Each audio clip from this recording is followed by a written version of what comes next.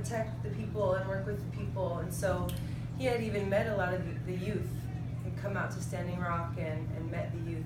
So one of the first efforts after LaDonna had put out a call asking for help, because her family's land and the place she grew up is right on the banks of the Cannonball River where it links up with the Missouri River, was that the children stood up and decided that they would carry the treaties of 1851 from Standing Rock territory to the White House in a running prayer, every footstep of prayer. So I think there are about 20 of them, approximately, and they ran with the treaties in hand and carried these prayers all the way to the White House, which is where we linked up with them.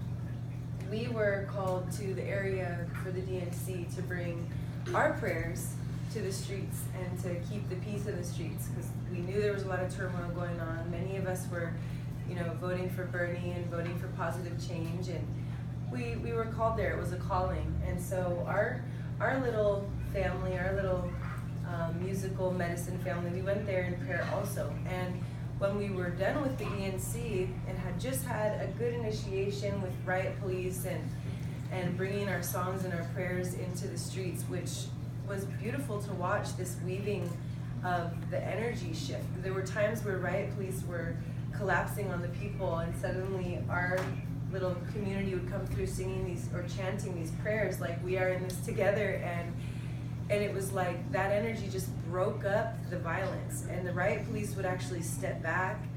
And there were many good police officers, but especially the ones on bikes, who thanked us and said that we made their jobs much easier because there was no violence going on.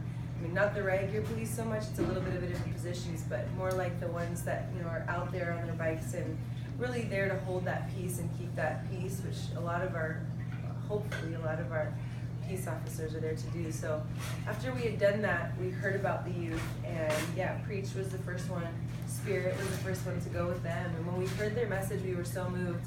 I remember standing outside the White House, praying with them, singing with them, and it was so hot that we had to hide under sarongs. There was not a cloud in the sky, it was bright blue. And as soon as Damon and all the children started praying and brought out the drum, a cloud collected in the sky and started pouring rain on us. I mean, it was just mystical. So this has been a very spirit-filled journey, and the signs have been there that we're supposed to come and help. And once the children, the youth, our friends inspired us in that way and kind of lit us up from the inside, we just said, yes, we'll come. So we all came out there about August 8th and then watched this movement grow up around us and watch this convergence of so many people and so many tribes coming together. So that's what initiated it for us.